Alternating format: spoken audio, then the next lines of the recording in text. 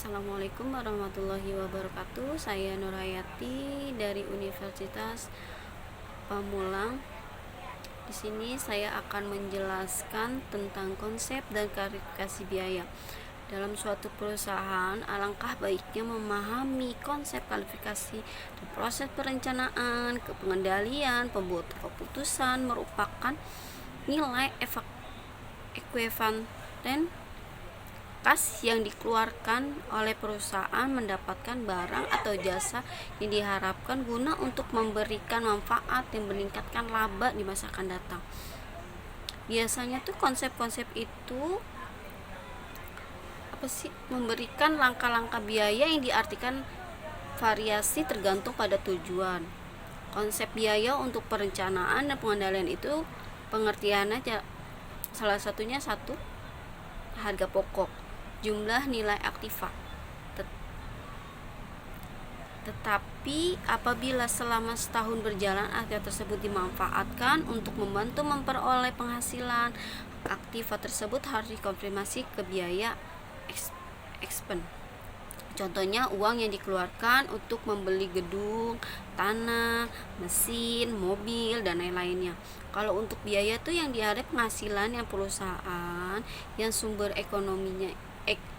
daya ekonominya yang ada itu biasanya dari aktiva atau terjadi langsung tanpa melalui aktiva. Contohnya uang yang dikeluarkan pembayaran upah, telepon, tagihan listrik, sewa gedung, dan lain-lainnya. Klarifikasi biaya berdasarkan pengelompokan biaya. Biasanya biaya pabrikase atau pabrik, biasanya bahan langsung. Jadi semua bahan yang berbentuk bagian integral dari barang jadi. Contohnya biaya pembelian kayu, perusahaan mebel.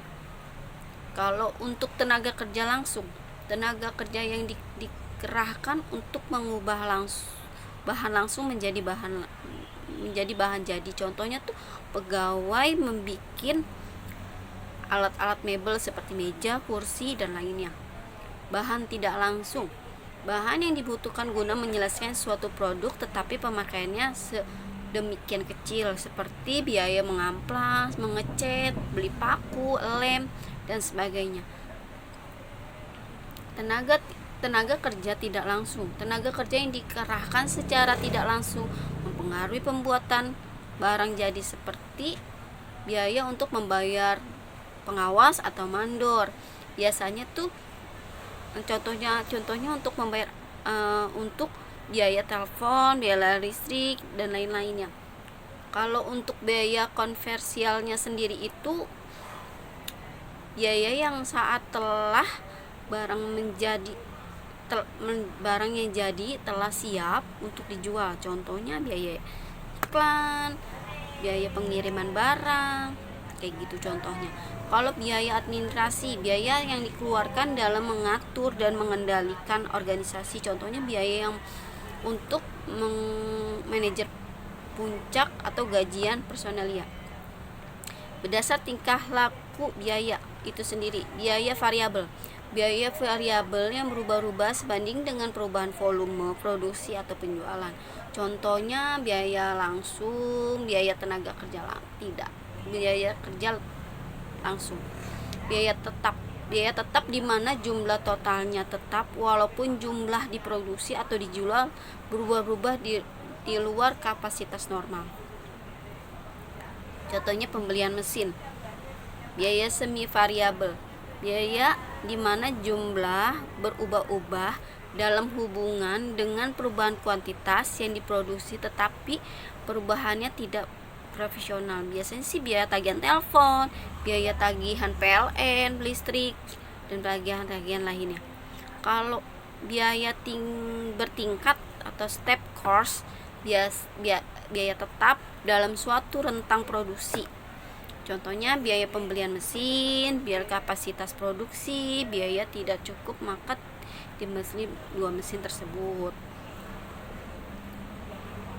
Berdasarkan pertanggungjawabannya, biaya terkendali, biaya yang dikeluarkan oleh suatu tempat, biaya di atas pengeluaran biaya tersebut seorang harus bertanggung jawab, contohnya dalam pemasangan iklan, pengendalian manajer dikendalikan oleh manajer yang untuk bagi manajer pembelian.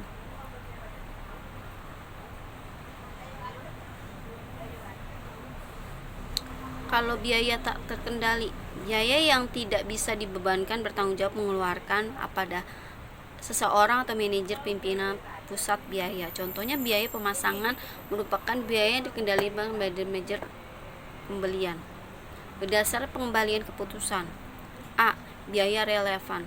Biaya relevan adalah biaya yang diperkirakan nantinya akan muncul yang berbeda di antara berbagai alternatif.